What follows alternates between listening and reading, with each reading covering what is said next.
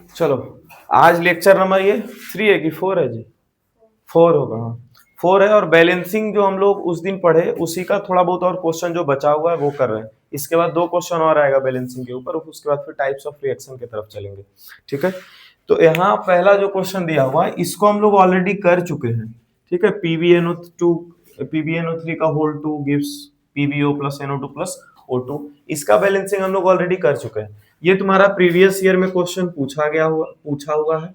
ठीक है, ऐसे कितने सारे क्वेश्चंस पूछे हुए होंगे जहां पर यहाँ पे ए स्मॉल में बी सी ऐसे लिख दिया जाएगा, ए बी सी का वैल्यू पूछा जाएगा। ठीक है, यहाँ एक्स वाई जेड लिखा गया है, यहाँ एक्स वाई जेड का वैल्यू पूछा जा रहा है। एक्स वाई जेड का वैल्यू यहाँ पे देखो किस फॉर्म में दिया हुआ है, नेचुरल नंबर के फॉर्म में, है ना, 2 4 1 ऐसे करके लिखा हुआ रहता है। तो उसी को सेटिस्फाई करना, अब ये नहीं कि सर वैल्यू पुट करके देख लें कि किसका सेम आंसर आएगा। जैसे कि यहाँ 2 4 4 है तो कोई बच्चा सोचेगा एक्स के जगह 2, वाई के जगह 4 और जेड के जगह 2 पुट करके देखते हैं कि बैलेंस हो रहा है कि नहीं हो रहा है। तो ऐसे अगर जो तुम करना चाहेगा तो ऑप्शन सी वाला और या ऑप्शन डी वाला ऑप्शन सही होगा। तो सोचो तुम एक क्वेश्चन में 3 से 4 मिनट या 5 मिनट दे चुका होगा, है ना। इसीलिए बैलेंस करने वाला क्वेश्चन खुद से बैलेंस कर लेंगे। ठीक है, और अगर सेटिस्फैक्ट्री ना लगे अपना बैलेंस तो एक बार जो तुम्हारा आंसर है वो पुट करके चेक कर लेंगे, बस इतना कर लेंगे। ठीक है, फिलहाल इसको बैलेंस अगर करते हैं, ठीक है, तो नाइट्रोजन कितना बार दिख रहा है, 2 बार, और 3 गुना 2 6 ऑक्सीजन। ऑक्सीजन यहाँ पर 2 और यहाँ पर 2, 4 ऑक्सीजन दिख रहा है। इसको जैसे ही हम अगर जो 2 दे देते हैं तो नाइट्रोजन 2 तो कंप्लीट हो गया। अब ऑक्सीजन कितना हो गया जी, 6। अरे हाँ, गलती बना रहे हैं, इसमें इतना क्या हमको नहीं पता, याद तो है हमको, यहाँ 2 जाएगा 2 जाएगा 4 जाएगा।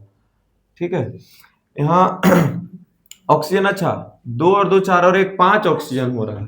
ठीक है, ठीक है, तो यहाँ पर अगर जो 2 दे दिए तो ऑक्सीजन कितना हो गया अब 6, लेकिन यहाँ पीबी अनबैलेंस्ड हो गया, है ना। तो पीबी कितना बार आ चुका है, 2, तो 2 पीबी लाने के लिए यहाँ पीबी देखिए तो यहाँ पर 2 लगा दिए।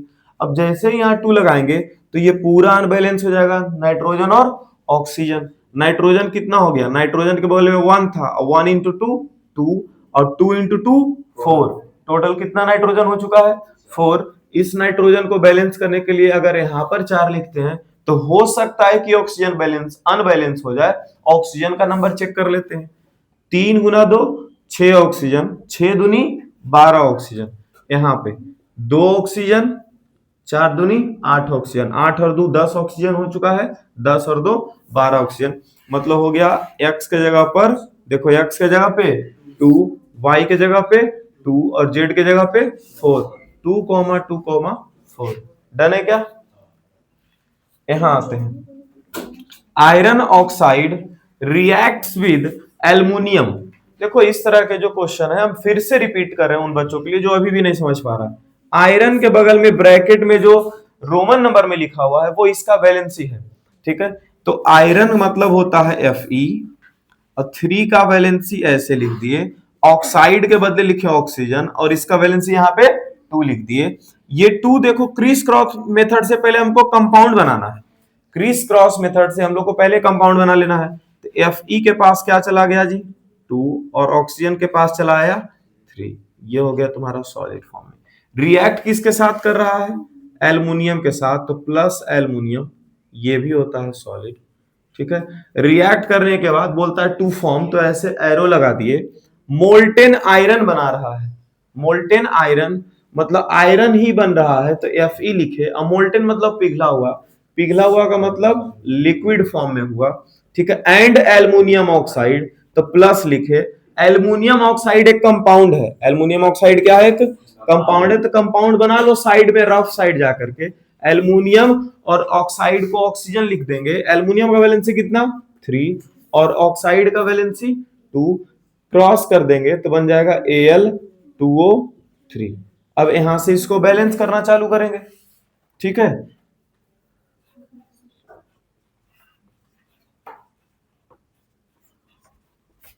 चलो बैलेंस करते हैं। यहाँ Fe के बगल में कितना लगा हुआ है 2 और O के बगल में है 3, यहाँ O3 तो दिख रहा है ना। एल्युमिनियम पे 2 है, सिर्फ हमको लगता है बैलेंस बहुत आसानी से हो जाएगा। Fe के बगल में जो 2 है यहाँ पर 2 लगा देंगे, Fe बैलेंस हो गया। ठीक है, ऑक्सीजन के बगल में 3 लगा हुआ है तो कोई दिक्कत ही नहीं है। ठीक है, और यहाँ एल्युमिनियम के बगल में क्या लगा हुआ है जी 2, तो वो यहाँ पे लगा देंगे, बैलेंस हो गया, खत्म। यहां आते हैं मैग्नीशियम रिबन। मैग्नीशियम रिबन कोई कंपाउंड है नहीं, एक एलिमेंट ही है, ठीक है, मैग्नीशियम का बना हुआ है, ठीक है, पेपर फॉर्म में, उसी चीज को मैग्नीशियम रिबन बोला जा रहा है। तो इसको लिख देंगे Mg, सॉलिड फॉर्म में है।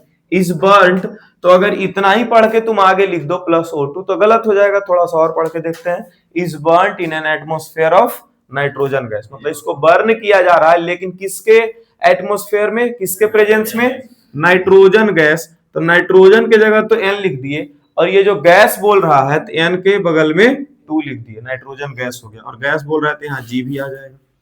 टू फॉर्म, तो ये तीर लगा दिए, क्या बन रहा है, सॉलिड मैग्नीशियम नाइट्राइड, मतलब मैग्नीशियम और नाइट्रोजन के वजह से जो कंपाउंड बन रहा है उसी को मैग्नीशियम नाइट्राइड बोला जा रहा है। तो मैग्नीशियम हो गया भैया Mg, और नाइट्राइड हो गया हमारा N। यहां पर बताना चाहेंगे कि नाइट्राइड, नाइट्रेट और नाइट्राइट तीनों अलग अलग चीज होता है, ठीक है, तीनों को सेम मानने की गलती ना करें। Mg नाइट्राइड, तो नाइट्राइड की जगह सिर्फ नाइट्रोजन लिखे, Mg का वैलेंसी होता है 2 और नाइट्रोजन का वैलेंसी होता है 3। ये सब याद करना है, पहले भी बता चुके हैं, ठीक है। वैसे यहाँ नाइट्रोजन का एटॉमिक नंबर होता है 7, ठीक है। नियरेस्ट नोबल गैस अचीव करने के लिए इसको 3 एक्स्ट्रा इलेक्ट्रॉन्स की जरूरत होगा, ठीक है, इसीलिए वो 3 यहाँ पे वैलेंसी दिखता है, ठीक है। क्या चला गया, Mg3N2, Mg3N2 बन गया क्या। अब यहाँ पे N2 के जगह N2 तो दिख रहा है, तो बैलेंस है। Mg के बगल में क्या दिख रहा है भैया, 3, तो बस यहाँ पर 3 लगा देंगे, डन है क्या, ठीक है। अभी इजी इजी चल रहा है, चलिए यहां आते हैं। On heating blue coloured powder of copper nitrate, copper nitrate का कलर यहां बताया जा रहा है ब्लू कलर का है, ठीक है, तो यहां डरने वाली बात नहीं है। यहां कॉपर नाइट्रेट को क्या लिखेंगे, कॉपर वैलेंसी कितना है भैया 2, और नाइट्रेट को लिखेंगे NO3 और वैलेंसी कितना होता है 1, ठीक है। अच्छा, तो 1 तो इधर कॉपर के पास चला जाए, और 2 जो है उसको इधर भेजेंगे। अच्छा, 2 इधर भेजेंगे तो NO3 के बगल में 2 का कैसे लगा पाएंगे, ठीक है। तो यहां देखो, जब भी क्रिस क्रॉस मेथड करो और एक तरफ अपने आप में कंपाउंड जैसा दिखे, मतलब 2 एलिमेंट दिखने लग जाए, तो इसको ऐसे ब्रैकेट डाल करके और उसके बाद फिर क्रिस क्रॉस मेथड लगा देना, ठीक है। तो यहां पर हम लोग रिएक्शन लिखते हैं, कॉपर का Cu के पास 1 आएगा, और NO3 के पास कितना चला जाएगा जी 2, ठीक है।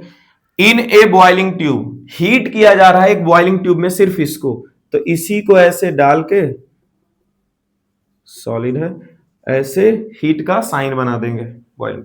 कॉपर ऑक्साइड बना है, ऑक्सीजन गैस बना है, और एक ब्राउन गैस बना है, ठीक है। कॉपर ऑक्साइड, कॉपर का Cu वैलेंसी कितना होता है 2, ऑक्सीजन का O वैलेंसी कितना होता है 2, 2 से 2 कैंसिल हो जाएगा, CuO।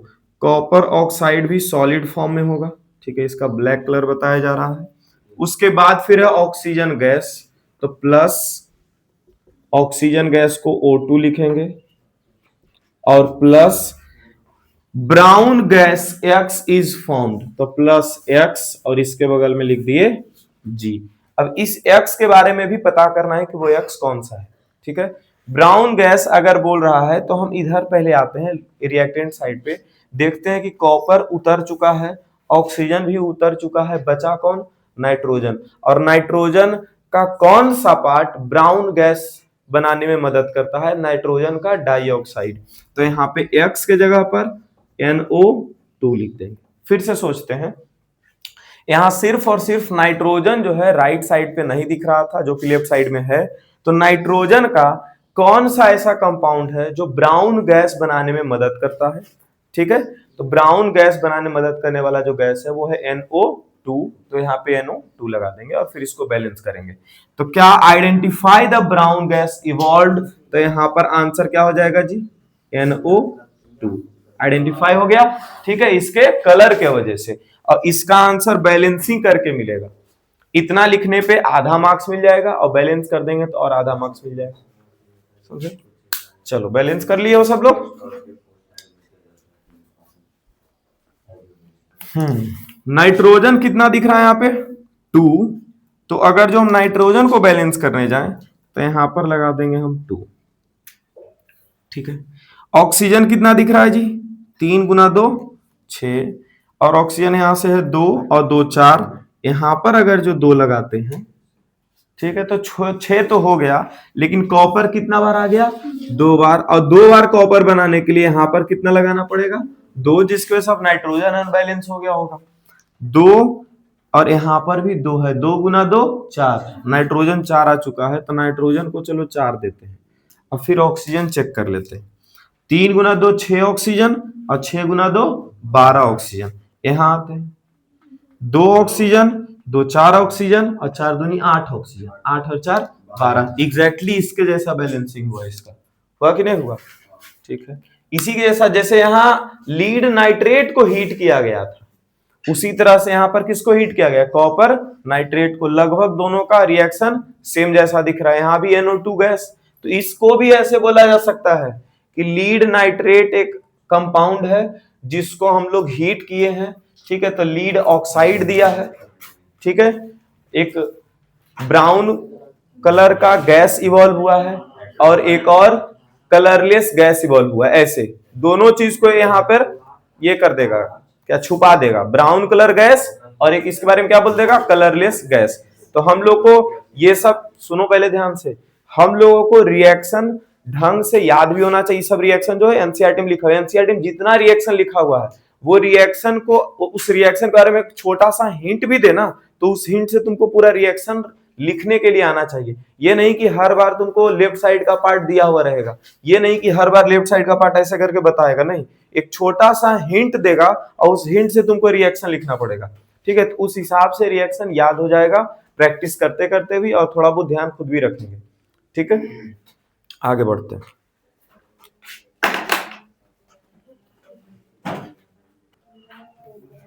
अब टाइप्स ऑफ रिएक्शन हम लोग शुरू करते हैं। इन टाइप्स ऑफ रिएक्शन में, हेलो, रिएक्शन के पहले कैरेक्टर्स पढ़े जो कि कितने 5 तरह के थे, 5 कैरेक्टर्स था, उसके ऊपर हम लोग जो एग्जांपल, 2 एग्जांपल, किसी में 3 एग्जांपल, वो सब देख चुके हैं। उसी बीच में तुमको 2 एक्टिविटी भी देखने को मिला होगा। कौन सा? एक पीपीटी वाला एक्टिविटी जो था, ठीक है, लीड नाइट्रेट का जो एक्टिविटी है, ठीक है, लीड नाइट्रेट वाला जो एक पीपीटी का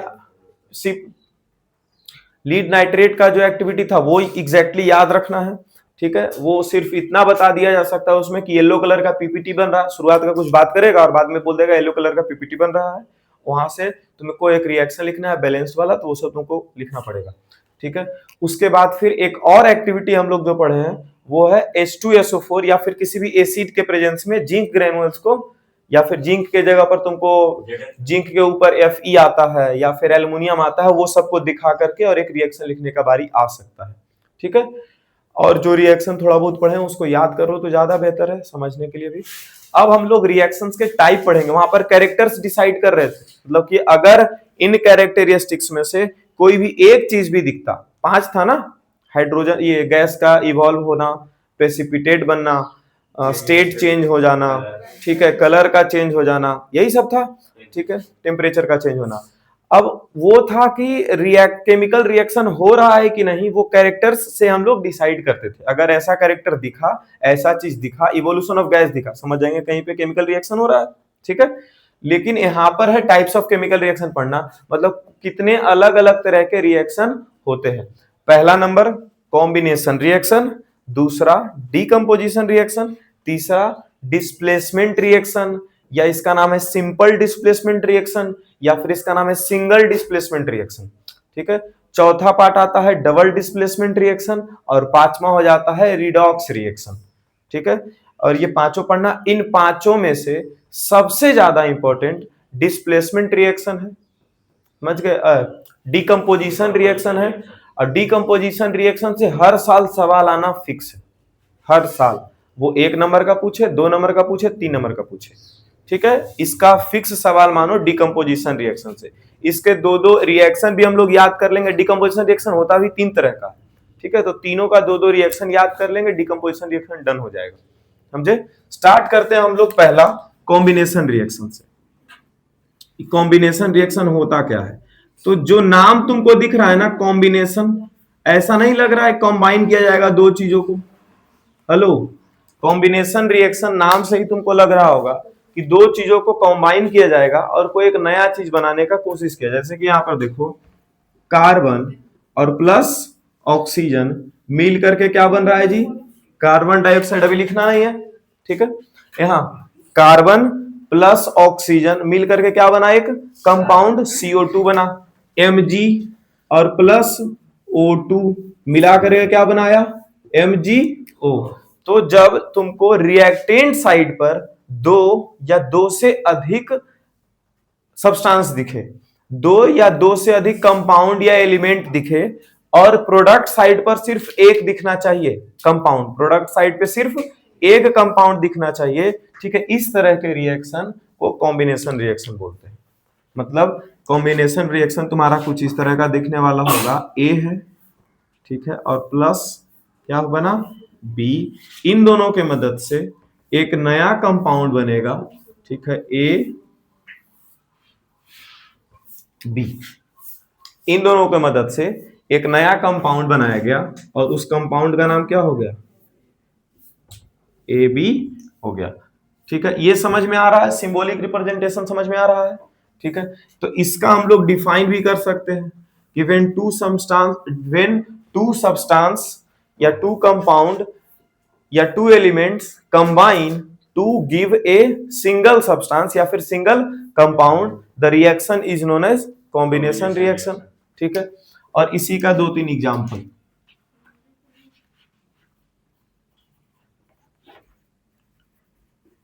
to substance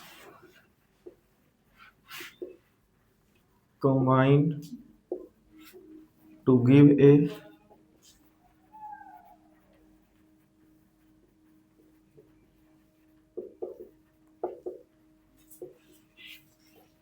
is known as combination reaction. और अच्छा, कॉम्बिनेशन रिएक्शन जो है वो जनरली एक्सोथर्मिक होता है।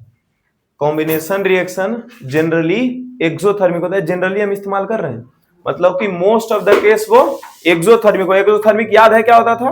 एक्सोथर्मिक मतलब हीट रिलीज करेगा, मतलब प्रोडक्ट साइड पे हम लोग हीट लिखेंगे, ठीक है। तो क्या एक्सोथर्मिक जो रिएक्शन होता था उसमें हम लोग अपने तरफ से हीट नहीं देते थे? अगर दे भी रहे होंगे अपने तरफ से हीट, ठीक है, हम लोग अगर इस तरह के रिएक्शंस को हम लोग बोल रहे हैं एक्सोथर्मिक। एक्सोथर्मिक रिएक्शन मतलब दिमाग में बच्चा का जाता है कि सिर्फ हीट रिलीज होगा, हम लोग हीट नहीं देंगे। अगर हम लोग हीट देंगे भी, ठीक है, तो उससे बहुत ज्यादा हीट प्रोडक्ट साइड में, मतलब कि रिएक्शन होने के बाद बहुत ज्यादा हीट रिलीज होगा, ठीक है। इसका यह मतलब हुआ कि हमारा अगर जो 10 यूनिट हीट दिया हुआ रहा, ठीक है, तो उधर 100 यूनिट या 50 यूनिट या 40 यूनिट हीट रिलीज हो रहा है, मतलब हम जितना हीट दिए उससे बहुत ज्यादा हीट रिलीज हुआ। तो ओवरऑल अगर जो देखा जाए तो हीट ज्यादा से ज्यादा रिलीज हुआ है, हमारे तरफ का हीट तो बहुत कम था। इसका मतलब इसको एक्सोथर्मिक रिएक्शन के अंदर ही कंसीडर करेंगे, ठीक है। जैसे कि यहाँ Mg एग्जांपल हम लेते हैं, Mg और प्लस O2। क्या ये सबसे पहला रिएक्शन है क्लास 10th का? हेलो, क्या ये सबसे पहला रिएक्शन है क्लास 10th का? Mg बोले तो कौन सा स्टेट में था? सॉलिड स्टेट में, और ऑक्सीजन गैसियस में। दोनों को रिएक्ट कर, क्या इस टाइम पर हम लोग हीट दिए थे कि नहीं दिए थे? अरे माचिस से जलाएंगे ना जी, तो हीट तो दिए, लेकिन कितना कम अमाउंट ऑफ हीट दिए। और जब ये जलने लगेगा, मैग्नीशियम रिबन जब जलता था तो कितना ज्यादा large amount of heat and light दे रहा था, ठीक है। इसका मतलब कि हम जितना हीट दिए उससे बहुत ही ज्यादा हीट इधर रिलीज हुआ था यहाँ पर, इसलिए हीट का सिंबल नहीं लगाएंगे। हीट का सिंबल सिर्फ किधर लगाएंगे? इधर लगाएंगे। तो ये क्या बन गया? MgO। और ये सॉलिड फॉर्म में होता है। क्या MgO एस बोलते थे इसको? मैग्नीशियम ऑक्साइड बन रहा है जो, इसको क्या बोलते थे? एस, ठीक है। और यहां पर क्या रिलीज होगा जी? हीट एंड लाइट रिलीज हो रहा है, ठीक है। तो हीट एंड लाइट के जगह पर सिर्फ और सिर्फ हम लोग एनर्जी भी लिख सकते कि नहीं लिख सकते? प्लस ई भी लिख सकते हैं, या प्लस ट्रायंगल का साइन भी ड्रॉ कर सकते हैं। इसको बैलेंस किया जाए, O2 है तो यहाँ ऑक्सीजन को बैलेंस करने के लिए 2 लगाए, मैग्नीशियम का पहले कितना आया 2, तो यहाँ मैग्नीशियम को पहले 2 लगा दिए। एक एग्जांपल कंप्लीट हो गया। दूसरा एग्जांपल, कार्बन को अगर ऑक्सीजन के प्रेजेंस में जलाया जाए, कार्बन समझ रहे हो किसको हम लोग बोल रहे हैं, कोयला, ऑक्सीजन है हमारा गैस, ठीक है, यहां हो गया CO2, ठीक है, ये गैस के फॉर्म में ही रिलीज हो रहा होगा, और प्लस क्या देता है, एनर्जी देता है कि नहीं, हीट देता है कि नहीं, ये देता है, ठीक है, कोयला को जलाते हैं तो कार्बन प्लस ऑक्सीजन क्या बना दिया, कार्बन डाइऑक्साइड बना दिया, ठीक है क्या, ठीक है, प्लस एनर्जी, तो क्या इधर 2 कंपाउंड बन रहा है, नहीं, एक कंपाउंड बन रहा है, ये तो एनर्जी रिलीज हो रहा है उसके बारे में लिख रहे हैं, ठीक है, ये कोई एलिमेंट थोड़ी है, ई से कोई एलिमेंट या फिर कोई कंपाउंड थोड़ी बन रहा है, ये तो एनर्जी रिलीज हो रहा है, वो इधर सिर्फ एक ही कंपाउंड बना है, हम बस ये दिखाना चाह रहे हैं कि एनर्जी रिलीज होता है। इसको हटा दो, तुम लोग कंफ्यूज नहीं तो करोगे, ठीक है, इधर 2 रहे, हेलो, इधर 2 कंपाउंड रहे, 3 कंपाउंड रहे, 4 को रहे, उससे मतलब नहीं है, चारों मिल करके या तीनों मिल करके क्या सिंगल कंपाउंड बना दिया है, अगर सिंगल बना दिया है तो ऐसे रिएक्शंस को हम लोग कॉम्बिनेशन रिएक्शन बोलेंगे, ठीक है। इसको हम लोग जनरली क्या बोलेंगे, generally it is a generally combination reaction, generally combination reaction is endothermic, exothermic,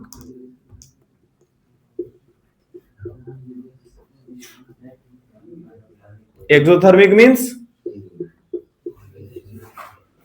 releases energy, energy in the form of heat भी हो सकता है, लाइट भी हो सकता है, ठीक है क्या।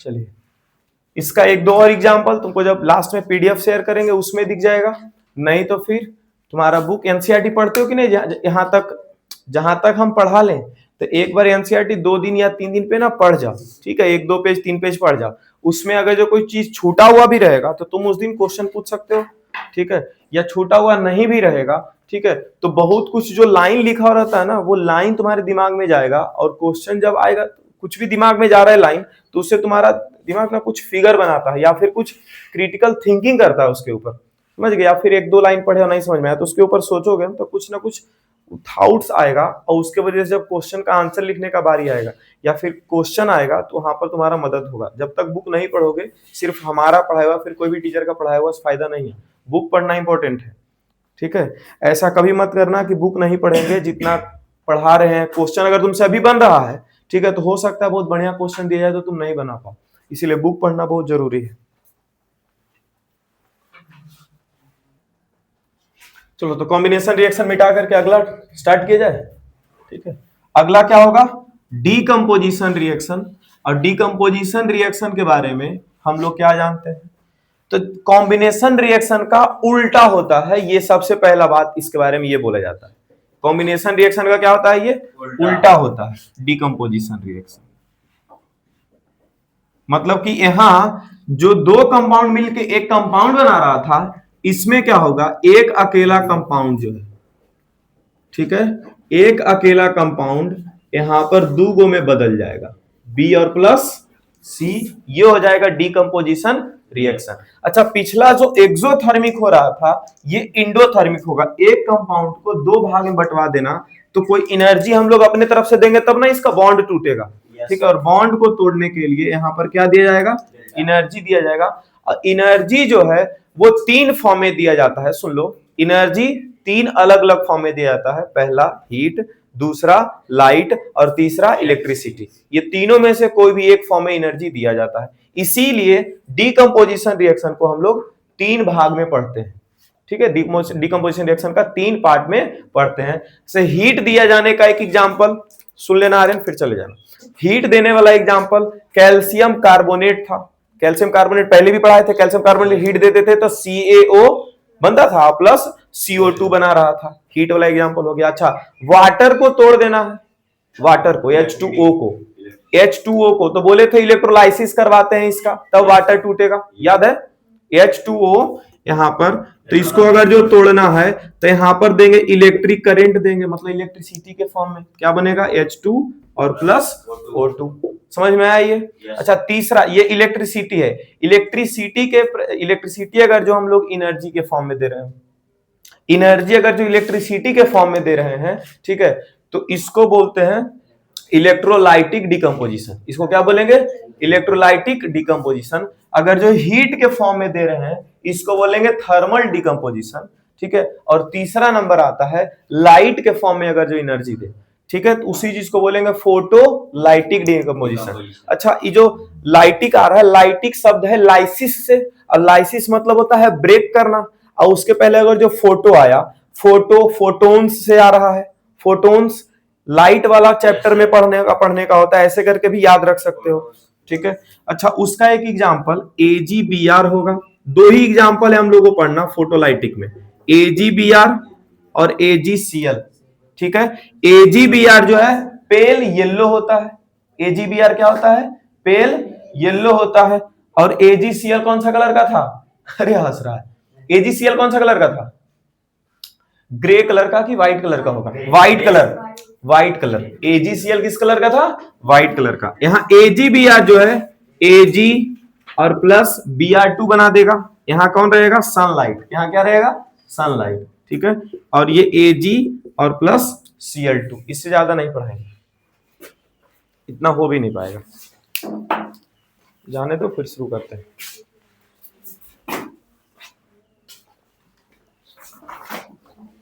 फिर से शुरू कर लेते हैं इन सब चीजों को, है ना।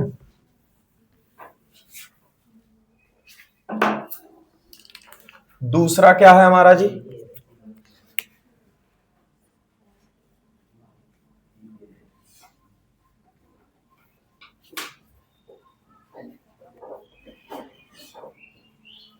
दूसरा है डिकम्पोजिशन रिएक्शन। जब एक कंपाउंड स्प्लिट हो जाए दो या दो से अधिक सब्सटेंस में, ठीक है, इसी चीज को हम लोग क्या बोलेंगे? डिकम्पोजिशन रिएक्शन, ठीक है। डिकम्पोजिशन रिएक्शन का जो सिंबॉलिक रिप्रेजेंटेशन होगा वो कुछ इस तरह से होगा। ए, यहां पर हम लोग दे रहे होंगे एनर्जी, ठीक है। एनर्जी किसके फॉर्म में देंगे? तो हीट, लाइट और इलेक्ट्रिसिटी, ये तीनों में से किसी भी एक के फॉर्म में होगा, ठीक है। और ये तोड़ के हम लोग को क्या दे देगा? B प्लस C दे देगा, ठीक है।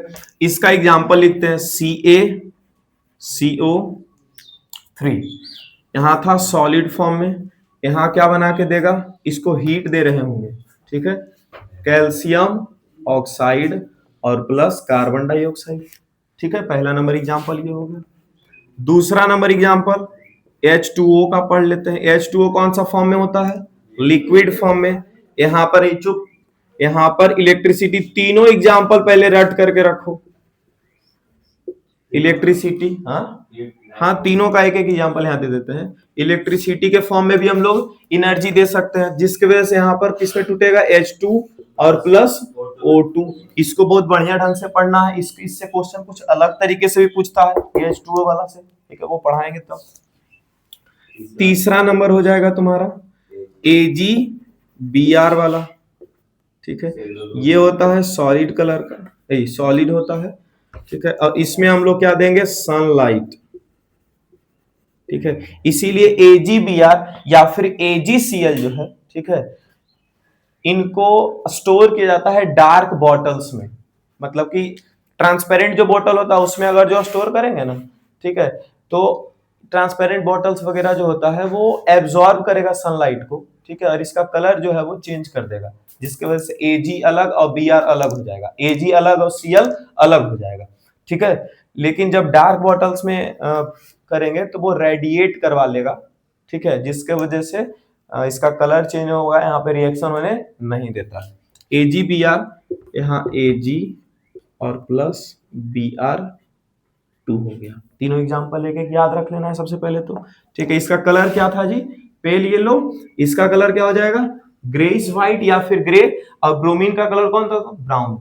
ब्रोमीन का कलर था ब्राउन। ठीक है क्या? लिखो इसका डिफाइन हम लिख देते हैं, नीचे लिखेंगे,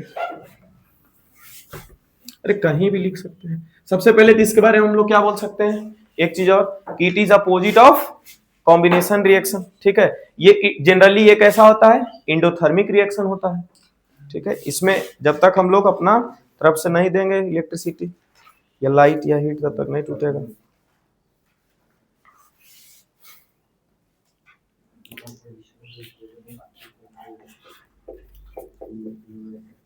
A reaction in which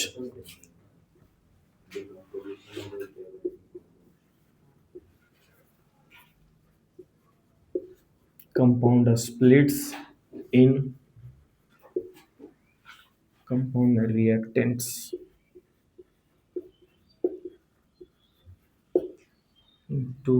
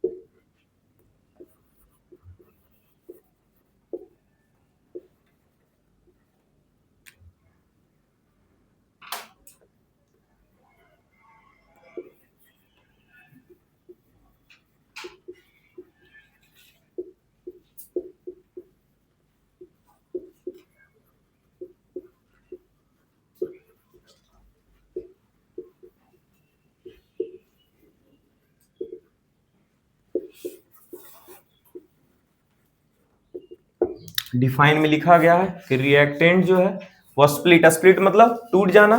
ठीक है, स्प्लिट हो गया किसमें? दो या दो से अधिक सब्सटेंस में, दो या दो से अधिक प्रोडक्ट में। ठीक है, इन प्रेजेंस ऑफ हीट और लाइट और इलेक्ट्रिसिटी, मतलब हीट लाइट और इलेक्ट्रिसिटी के फॉर्म में हम लोग एनर्जी देते हैं तब स्प्लिट हो रहा है। इसी को हम लोग डिकम्पोजिशन, क्या टाइप किसका? हाँ जी, बता देते हैं, सभी बारी बारी से पढ़ेंगे तो ऐसे थोड़ी, तुमको क्या लग रहा है उतने पे छोड़ दिए? बारी बारी से पढ़ेंगे ना, तो जा रहा था तो उसको ओवरव्यू दे दिए। ठीक है, उतना काफी है। इसके बाद फिर लिखेंगे it is also known as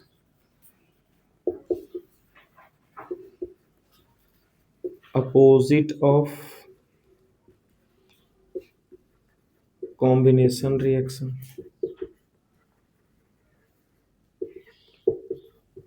nine class का केमिस्ट्री पढ़ाने में बिल्कुल मजा नहीं आता है, समझे?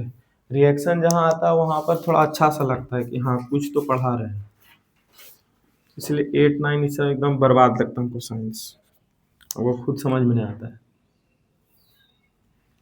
Opposite of combination reaction, generally इसके बारे में एक बात और लिख देंगे,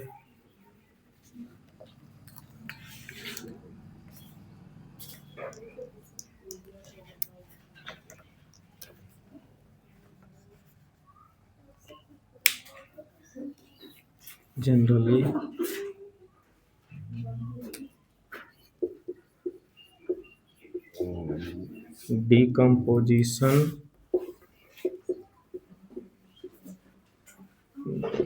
decomposition reaction is endothermic. Endothermic मतलब हम लोग हीट देंगे, है ना? Heat will be given by us, या फिर energy will be supplied by us, energy supplied. ठीक है, अब इसके 3 टाइप्स है डिकम्पोजिशन के, तीनों टाइप्स को बारी बारी से पढ़ेंगे, कल पढ़ेंगे, अभी तो टाइम बाकी है, 35 हुआ, 15 मिनट, एक या दो तो अभी खत्म हो जाएगा।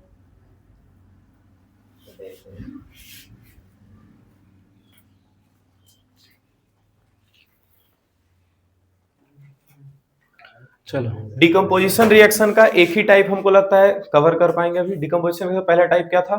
Thermal decomposition reaction.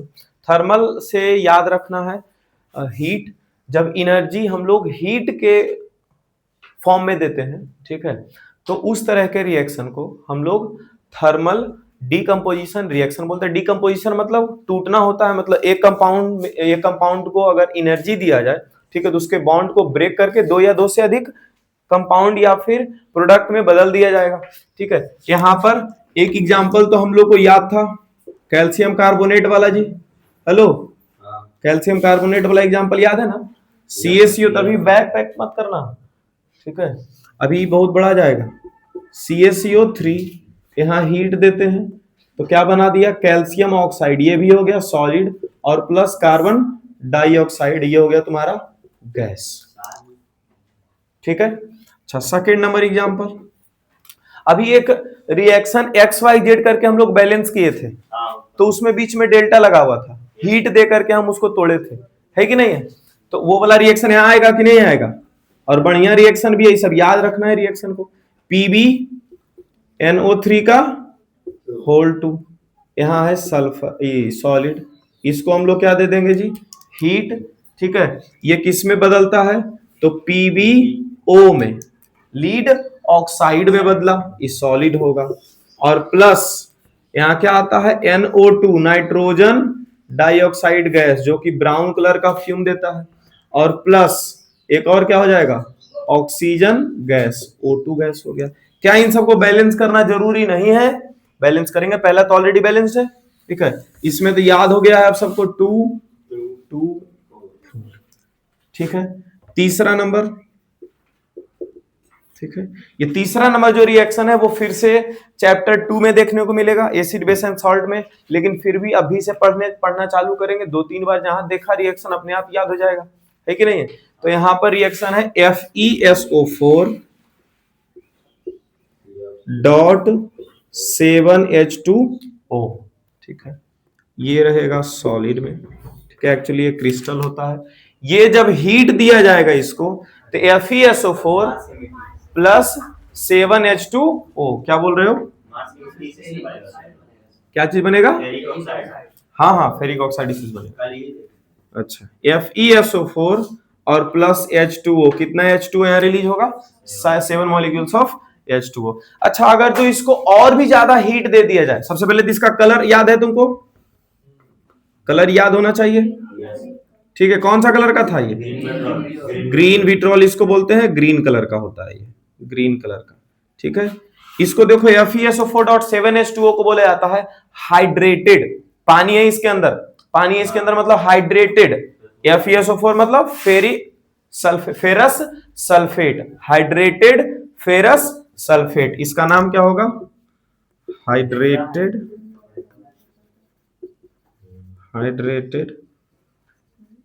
Ferrous sulphate. हाँ, जो तुम अभी नाम बोल रहे हो वो ऐसे भी बोल सकते हैं, फेरस सल्फेट। और 7 को हम लोग क्या पढ़ते हैं? सेप्टा, नहीं तो फिर hepta, ferrous sulphate hepta hydrate, ठीक है। नहीं तो फिर इसको जनरली ऐसे लिखा जाएगा, हाइड्रेटेड फेरस सल्फेट। और हाइड्रेटेड फेरस सल्फेट अगर जो है, तो इसका कलर कौन सा होगा? ग्रीन का, ग्रीन कलर लिखवाए हुए भी है, ठीक है। ये जो इसमें बदला, ये कौन सा कलर का हो जाएगा जी? व्हाइट कलर का हो जाएगा। इसको हम लोग बोलेंगे एनहाइड्रस। एनहाइड्रस मतलब पानी निकल गया है, व्हाइट कलर का पाउडर ये बनेगा, ठीक है, सॉलिड। अरे हाँ, तो ये लिक्विड, इसको हम लोग क्या बोलेंगे? एनहाइड्रस, क्या बोलेंगे? Anhydrous ferrous sulphate, ferrous sulphate, ठीक है। इसी एनहाइड्रस फेरस सल्फेट को अगर जो बहुत ज्यादा हीट दे दिया जाए, FeSO ऑन स्ट्रॉन्ग हीटिंग, यहां क्या लिख देते हैं?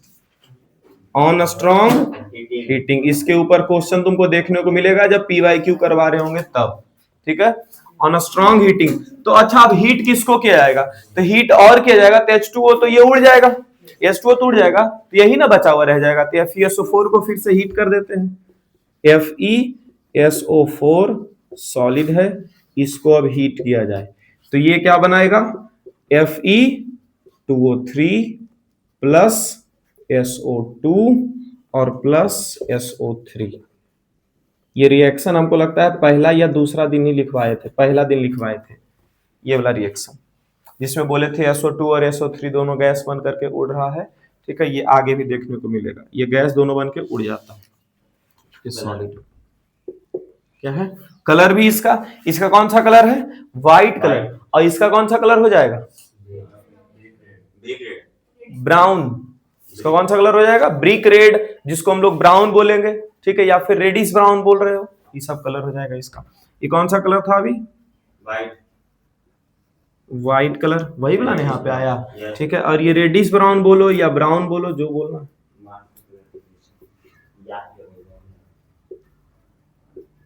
और ये रिएक्शन बहुत ही जरूरी है, याद रखना है ये वाला रिएक्शन। ठीक है, FeSO4 को Fe2O3 SO2 SO3। देखो ये वाला रिएक्शन जो है ना, तुम सोच नहीं पाओगे। FeSO4 है तो इसको तुड़वा दिया गया, तो Fe2O3 भी सोच पाओगे कि नहीं पाओगे वो कोई जरूरी नहीं है, ये तुम याद कर लो, उससे बढ़िया वो ज्यादा अच्छा। ये कैसा रिएक्शन है जी?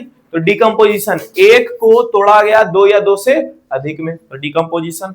किसके फॉर्म में एनर्जी दिया गया था? हीट के फॉर्म में, इसीलिए डिकम्पोजिशन के पहले थर्मल भी लगा सकते हैं, तो थर्मल डिकम्पोजिशन रिएक्शन ये हो गया। डन है क्या यहाँ तक? और एक एग्जांपल कर लेते हैं।